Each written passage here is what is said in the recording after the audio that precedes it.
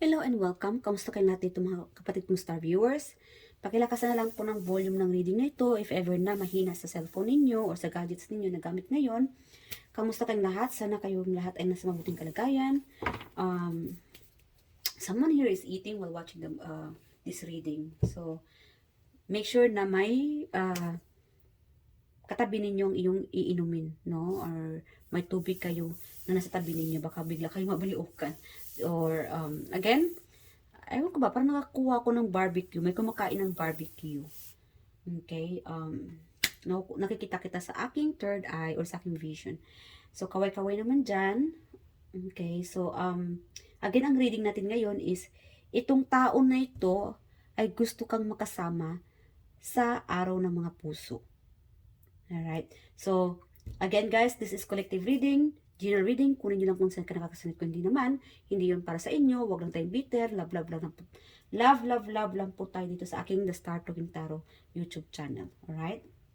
So, alamin natin itong taong ito na gusto kang makasama sa Valentine's Day. Okay. Okay. Nine of Swords. This person is like, feeling anxiety. Maybe dreaming about you. Magkakaroon siguro siya ng mga panaginip recently tungkol sa'yo. Hindi makatulog ng nagkakaroon siya ng paghihirap sa pagtulog or hindi siya makatulog ng mahimbing. Or something about nagigising siya sa madaling araw sa kakaisip sa'yo. Okay, nagkakaroon to ng anxiety itong taong ito. Okay, so maybe this person is like, it could be your ex. Okay, okay. So, nakukuha ko dito, this person doesn't know how to approach you. No? Kasi feeling niya, baka nakapag-move on ka na, or hindi mo siya kakausapin, or hindi mo siya, or baka hindi ka na available. So, para bang nahihirapan siyang, at this moment, ikaw ang lagi niyang iniisip. This person doesn't know how to approach you, how to offer you their feelings. Kasi meron itong ex, meron naman itong admirer, or siguro this could be your person na currently na partner mo in a relationship.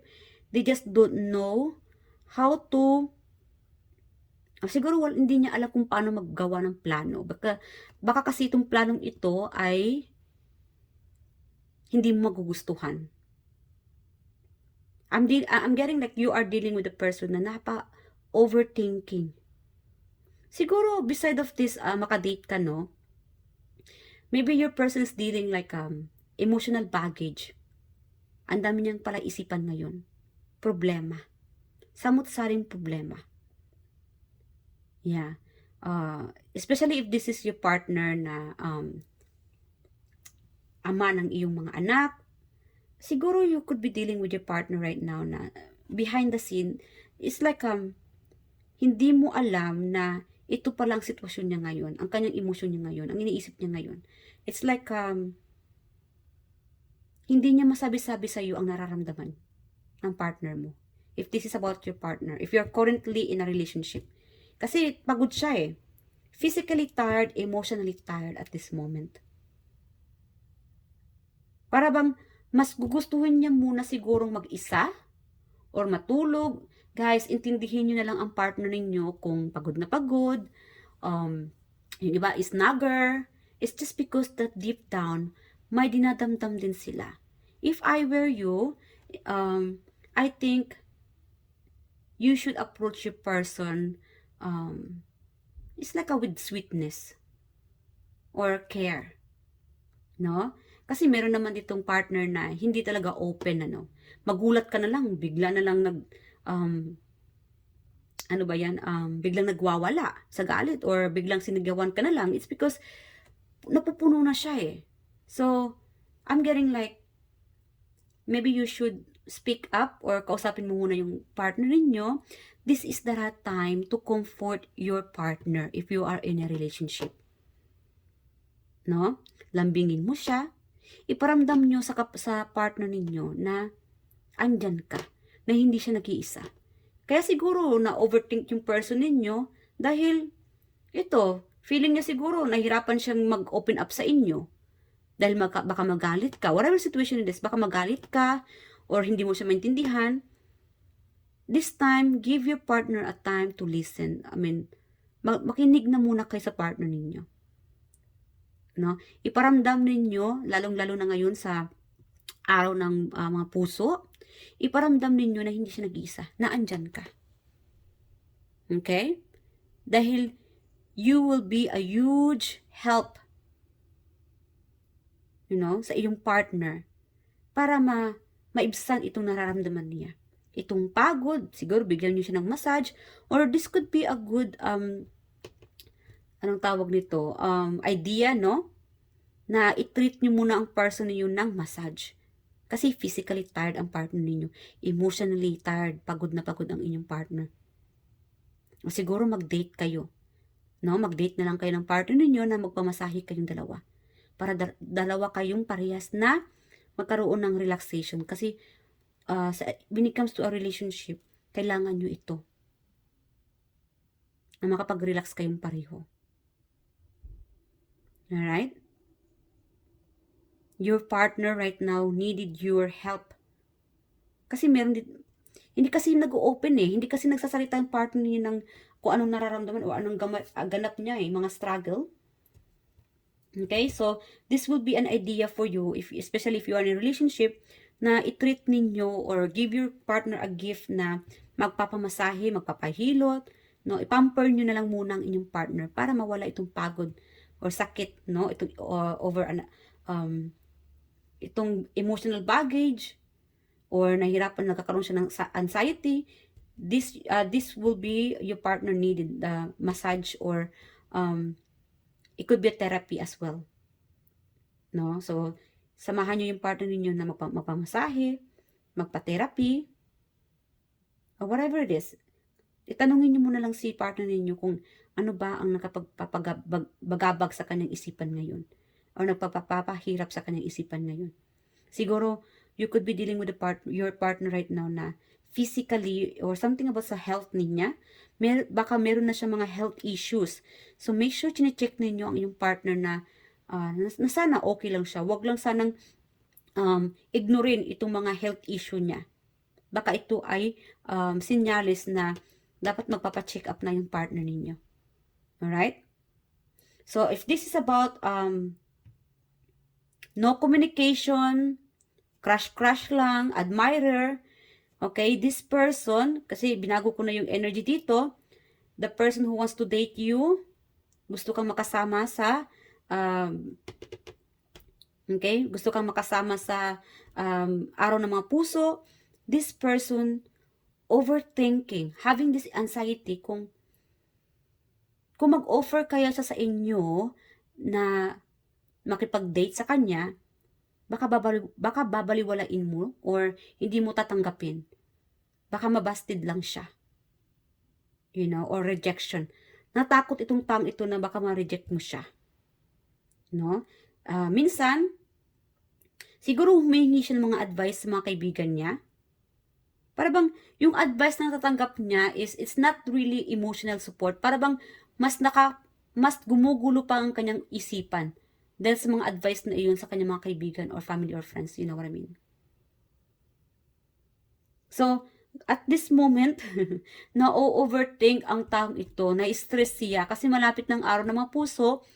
This person doesn't know how to approach you, how to tell you their feelings. Okay?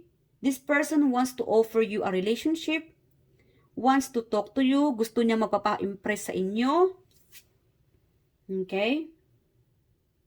Maybe this person, meron kasi ditong distance din. Baka meron ditong uuwi. Siguro wala kayong communication. Maybe this person might want to help you. O siguro hiningian mo siya ng tulong or suporta. Yung iba dito. Meron ditong nasa ibang bansa. No? Meron ditong may mapera. Napaka-attractive. Matulungin. adventurous, parang laging gala, or mahilig sa motor, or may sasakyan, or mahilig sa hayop, o siguro may sarili tong ibon, or maybe this person is nosy, parang nakikibalita tungkol sa'yo. No? Kasi dito, tingnan nyo guys, may ibon siya. Ang ibon kasi dito is represent about messenger. So, itong taong itong nasa malayo, stalker mo. Thinking, watching you from afar. I don't know, kasi sa kanya, ang dami niyang iniisip how to approach you, how to communicate with you. Meron kasi dito na chinecheck ka niya online, nakikibalita, siguro tinatanong ka niya sa mga kaibigan mo, or family member, or siguro sa friends niya tungkol sa iyo. But like nasabi ko yan kanina, this person ask, marami na siyang tinatanong mga kaibigan tungkol sa iyo. Kaya lang, yung mga advice ay unacceptable. Whatever it is, kung anong ina-advise sa kanya. Parang unacceptable. Parang mas gumugulo pa. Imbis na nakakatulong yung advice, parang mas nagiging gumugulo pa sa isipan niya. We have here no communication or distance. Siguro may distance lang sa inyo dito. Or maybe this person is just watching you from afar. Chinecheck ka or chinecheck yung social media mo. Nakikiala o nakikichismis tungkol sa'yo. Alright? Like again, you could be dealing with your ex. Iniwan mo siya noon. Nakapag-break ka. Maybe this person is planning to approach you again. Asking a second chance. Meron naman dito na married ka na. Kaya siguro naguguluhan ang taong ito. Kasi paano kanya aalukin na makipag-date or to be in a relationship with this person if you are already committed? And that's also the problem. Isa yan sa mga naging problema or sagabal, no? Sa kanyang plano. Dahil meron dito sa inyo ay committed na. Married na. So, it's too hard for this person to approach you. But then again, this person wants you to be their date on February 14 sa araw ng mga puso. Kaya siguro hanggang tingin na lang siya sa malayo, fantasizing about you. I'm also getting like this person's siloso, mahilig sa party, or siguro palaging nasa event, or nagkita kayo siguro sa event, or sa mga party-party, or mga gatherings. You could be dealing with a person na mahilig sa TikTok. Again guys, minsan yung energy nagkakapalit-palit. This could be your energy or this person's energy. Kasi meron itong mahilig mag-TikTok or marami siyang mga followers. O marami nag-admire din sa kanya. Kasi meron tayo dito na you are dealing with a person na napaka-charming or malakas ang dating. Kaya lang this person is only thinking about you, no one else. Sa kanya lang siya na bihag. Sa'yo lang siya nabihag. Wala ng iba. Kahit na marami nag-a-admire sa kanya. You could be dealing with a person na mabuhok, charming, dancer, talented, malakas ang hatak ng mga tao sa kanya, or maybe you are dealing with a person na influencer, a boss, matalino,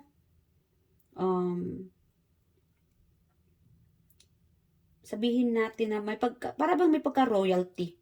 Siguro kung manamit, na may pagka-royalty. I'm also getting like this could be your energy na marami ka siguro mga followers, especially sa TikTok or social media, whatever it is, marami kang followers.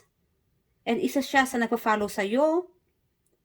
This person admire you because of how you look, yung makeup mo o yung dating mo, yung kakisigan mo, yung pagiging maganda mo, yung pananamit mo, yung pagiging mabait mo, napaka-caring, generous. Yeah, that's how yan yung mga rason na kung bakit nabighani ang person na ito sa iyo. Alright? Alam niya na marami nakakagusto sa iyo, and meron kasi ito ng palihim Palihim siya na umiibig sa iyo o palihim siya na may gusto sa iyo. Yeah, kasi sabihin natin na dahil siguro you could be in a relationship already, yung iba dito, or siguro ex mo na siya, or may distance sa inyo, yung iba dito. And I'm also getting this person feels like, lalong-lalo na kung may asawa ka na or committed ka na, this person is feeling like, para bang kailangan mas magaling pa siya sa person mo. Kailangan mas mapera pa siya kaysa sa person mo. Kailangan mas maganda o gwapo pa siya kaysa sa person mo. Something like that. Parang palagsahan. Kailangan mas the best pa siya kaysa sa person mo. That's how your person or this person feels like. No? Parang patigasan eh. Competitive. Napaka-competitive. You are dealing with a person na napaka-competitive. I'm also getting, this person is wanting to return. This is like an ex. Thinking about planning to return, uuwi, or makipagkita sa'yo. Kausapin ka. May pagpaplano dito. Meron din naman dito na baka gagawin niya ito. A surprise. It could be a surprise to see you. You know, to be your date or their date, no? Na makipag-date ka sa kanila. O makasama ka sa buwan ng mga puso or sa araw ng mga puso. Kasi meron dito na baka alanganin sa araw ng mga puso, sometime February. Darating ang taong ito. No? Yeah, kasi may plano siya eh. Kasi meron dito na alanganin pa siya sa araw ng mga puso, but anytime, soon, for the month of February, darating siya para alokin ka. It's up to you if you wanna take it or not. Alright? Or maybe this person wants to offer you a chance. It's up to you if you want a new chance or new beginning from this person, or wala na. Siguro clarity, closure. Kasi may nag-end sa inyo eh. Yeah. I'm getting like, alam mo, lagi ko nakukuha itong ibon, mga kapatid. This person is being guided towards you. Masusurprise ka na lang. No? Masusurprise ka na lang, bigla na lang itong nasa harapan mo. Masusurprise ka na, bigla itong nakita sa trabaho, o sa daanan, o sa mall. Because this person is guided towards you. It's meant to be na magkakilala kayo. It's meant to be na magkaroon kayo ng pag-uusap. Alright? Wow. Meron itong multiple. Multiple, dalawa or tatlo ang magpaparamdam sa'yo.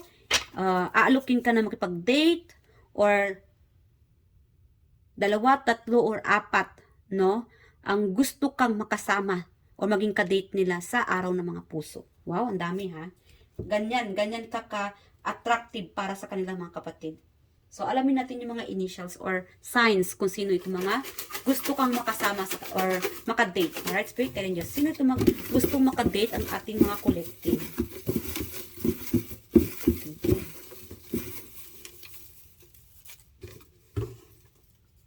So, we have here, helping kids, charity help. So, yes, nasabi ko na kanina, this is about like matulungin, very kind, generous. Maybe that's how the person, maybe this person likes to help the other kids or nagbibigay ng tulong or donation, no? Yes, ang problema ng taong ito, kaya nag-overthink siya, especially if this is about your partner, no? Maybe behind the scene, hindi mo alam mga kapatid na ang partner mo pala ay mababa, no? Mababa ang kanyang tingin sa sarili. Nanliliit siya sa sarili niya. So, if I were you, dapat i-cheer up mo rin ang iyong partner. Paramdam mo sa partner mo kapatid. Especially if you are in a relationship, ano. So, paramdam mo sa kanya na siya lang at wala ng iba. Mahal na mahal mo siya. Palakasin mo ang loob ng partner mo. No? Kasi, ano siya your person is dealing with the low esteem. No? Siguro alam ng partner mo na maraming nakagusto sa'yo. Siguro dahil may age gap or sa edad or siguro sa relihiyon or whatever it is na feeling niya kasi baka makakahanap ka ng iba dahil sa kung ano lang naibigay niya, siguro sa looks niya, napaka-insecurity. So, iparamdam nyo, lalong-lalo na sa buwan na sa araw ng mga puso, iparamdam nyo sa person nyo, siya lang at wala ng iba. Huwag nyo iparamdam sa kanya na may option ka pang iba. Alright? Para naman na matigil na itong overthinking ng person ninyo or yung pagiging ang tawag doon na napupuno siya ng problema sa insecurity niya. So, yeah. So, smart. You are dealing with a person na napakamatalino. Okay? Mabigote, yes. This person is like hairy. Mabuhok, mabigote, maganda ang boses, siguro dito marami nagkakagusto sa kanya dahil maganda ang boses niya, marami nag-admire sa kanya. Year of the Pig, fashion show. Yes, maybe this person really look great, no? Maano sa, may pagka-model. O siguro nagmo-modeling siya sa mga damit, sa jewelry. Okay? Love surprises. So again, nasabi ko na kanina, may plano siyang na surprisahin ka. Wag lang tayo mag-isip na siguro sa araw ng mga puso, maybe your person doesn't want you to expect, no? Ayaw niya siguro na mag-expect ka sa araw ng mga puso. It's because, alam mo na, araw ng mga puso, hindi natin maiwasan, no, na mag-expect talaga tayo na i-date tayo ng person natin or bigyan tayo ng regalo. Gusto ng taong ito na maiba naman para iwas away or gulo. So, yeah, maybe you are dealing with a person na mahilig magbigay ng sorpresa. Like again, nasabi ko kanina, baka later on, magulat ka na lang itong hindi mo nakikita or long distance or excess, andyan na sa harapan mo, no? O nagbibigay na ng, or may dalang regalo na, or bit-bit na bulaklak, or bigla kayo magkita sa trabaho. Yes, because this person wants to surprise you. Ayaw niya nang nababasa mo ang kanyang mga yung mga plano niya. Okay? So, salon. Alright? So, maybe this is the right time for you guys na magpasalon kayo, no? Sa araw ng mga puso. Hindi lang sa pagde-date, magde-date ng, romantic. Romantic din naman talaga mag-date sa salon. No? Parehas kayong dalawa kayong magpapagupit, magpapa-facial, magpapa-pedicure, manicure. These are an idea. Binibigyan kayo ni universe ng idea para sa araw ng mga puso kung ano ang magandang gawin, no? Besides sa magdi-dinner kayo or kakain sa labas. Mas maangat pa sa iyo. So yeah, this person is like doing well financially, mayaman pa sa iyo. Okay? Negosyante, nasa abroad, matalino. Alright, moody. This person is moody. Okay. Parang hot and cold ang turing sa iyo or ang anong tawag nito? Ang approach sa inyo. Kahit nasa trabaho kayo, sabi natin ngayon, kausap ka, bukas, walay. Parang hangin ka lang, dinadaanan ka na lang. So, this person is like moody. Alright, builder. Okay. Modeling. So, again, nasabi ko na kanina, modeling or fashion, fashionista, or nasa fashion show. Mahilig sa alas. Yes, again, confirm. Mahilig sa alas. Nadodrone din ako sa kwintas niya, but I'm not sure kung nasabi ko ba kanina, but then again, this person really loves to wear gold or any jewelry. Malalaki, no? Mahilig siya sa alahas. Okay. The person who wants to date you. Alright? My letter Y. Merong social media. Again, this person is like a social media influencer. Maraming mga followers. Bugnutin, yamutin. Again, moody. Alright? Confirm. Moody ang taong ito. Bugnutin. Hot and cold. Professional. This could be your boss o nagtatrabaho sa opisina or just in general napaka-professional Yeah, so those are the sign na ito yung tao na gusto kang makasama sa araw ng mga puso. So what you need to know at this moment, you know what, ano bang intensyon ng tao ito na gusto kang ma-date? Alamin natin. Para mas maano natin hindi yung temporary feelings lang. Dapat alamin natin talaga yung tunay niyang intention para sa ating mga collective o sa inyo. Spirit Guardians, ano ang tunay na intensyon ng tao na gustong ma-edit ang ating mga collective? Okay, wow, marriage, commitment, Four of Wands. Siguro, like again, nasabi ko yan kanina, mag-asawa, partner nyo na, yes, confirm ito.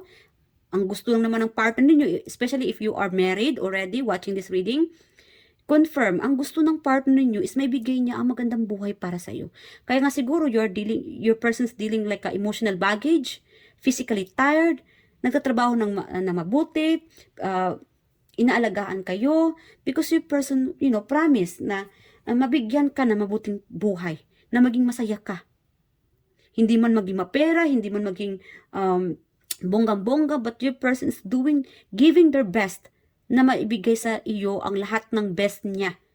Pagmamahal, sa finances, okay? Stability. Yeah, yun ang gustong-gusto, yun talagang intention niya na para ibigay sa iyo. Yung iba naman sa inyo, especially if there's like a distance, okay, itong admirer ninyo, this person sees you to be their long time relationship, marriage. Alright? Stable. You are the kind of person na pwede ka na, no? Na pwede kang na maging asawa nila, maging partner forever. The person sees you, or yung intention nila sa iyo is forever. Stable, marriage, commitment. So that's their true intention towards you. Helping. Oh, lalong-lalo na kung ikaw to single mom, single parent, their intention is to help you out with your children kung may anak ka na. Okay? Pagtutulungan. Siguro mahilig, again, meron tayong ditong mahilig sa bata or helping kids. Yes, charitable. This person loves to help children. Lalong-lalo na kung ikaw may anak. Or in general, mahilig talaga siya magbigay ng tulong sa mga bata. Siguro nagpapaaral siya ng mga bata. Siguro again, mahilig siya magbigay ng donasyon. And this person wants to have a children with you. Okay? Especially about marriage. This person's also intention is to have a baby or to have a children with you together. Oh, nakikita ka niya na malambing or magiging, ang tawag nito, it's like, nafi-fit in sa'yo ang magiging magulang ng kanyang mga anak. Maybe you could be dealing with a person na may anak na, or this could be a person, yung iba dito sa inyo, can see to have a future with you, with a happy couple, with a children, na magkaroon ka ng anak.